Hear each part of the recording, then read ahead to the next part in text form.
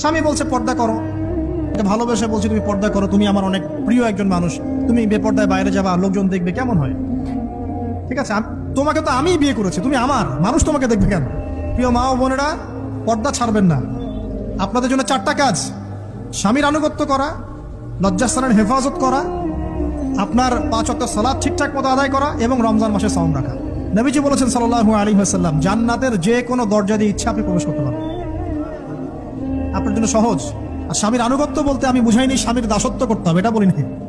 এখনকার কিছু ফ্যামিলিস্ট মেয়ে আছে, ওরা আনুগত্য শব্দ মনে হয় যে দাসত্ব মনে হয়। আনুগত্য দাসত্ব এক জিনিস না। আনুগত্য কি? স্বামী কোরআন সুন্নাহর অনুকূলে কোনো কথা বলেছে, আপনি মানবেন। আর ওই স্বামী যদি বলে আসো তো আমার কলিগরা এসেছে, ওকে খাবার সার্ভ করতে হবে, আসো খাবারটা পরিবেশন করো, এখন আপনি বেপর্দা হয়ে আপনার স্বামীর কলিগের সামনে খাবার পরিবেশন করতে শুরু করলেন, এটা কি আনুগত্য করতে হবে? এটা তখন আপনি আনুগত্য করবেন না। সিম্পল, কোরআন সুন্নাহর অনুগত্য কাজে আপনি স্বামীর আনুগত্য করবেন, বিপরীতে গেলে আপনি করবেন না। স্বামীর আনুগত্য মানে স্বামীর দাসত্ব নয়। আর এই হাদিসটা আপনি কেন ভুলে যান যে আল্লাহ রাসূল সাল্লাল্লাহু আলাইহি ওয়াসাল্লাম বলেছেন, আল্লাহ ছাড়া যদি কাউকে সেজদা করা যেত, সম্মান বুঝাচ্ছেন, আল্লাহ ছাড়া যদি কাউকে সেজদা করা জায়েজ হতো, আমি মেয়েদেরকে বলতাম যেন স্বামীকে সেজদা করে।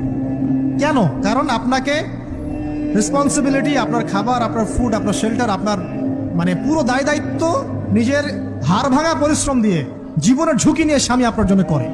সে আপনার সম্মান পাওয়ার যোগ্য তো? সে কি আপনার সম্মান পাওয়ার যোগ্য নয়?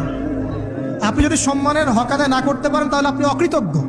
আর অকৃতজ্ঞ মেয়ে কখনো জান্নাতে যাবে? একটা হাদিসে আছে, বেশিরভাগ মেয়ে জাহান্নামে যাওয়ার অন্যতম কারণ হচ্ছে তারা স্বামীর সাথে কুফরি করে। কি করে? মানে সারা জীবন স্বামী ভালোবেসে যায়, ভরণ পোষণ দিয়ে যায়, সব চাহিদা পূরণ করে যায়, একদিন দেখবেন কথা কাটাকাটি হয়েছে, ওই দিন বলে বসবে যে তোমার কাছে আমি কিচ্ছু পাই নাই সারাদিন। এই যে কুফরি, এই কারণে তারা জাহান্নামে যেতে পারে বেশি। আল্লাহ হেফাজত করুন।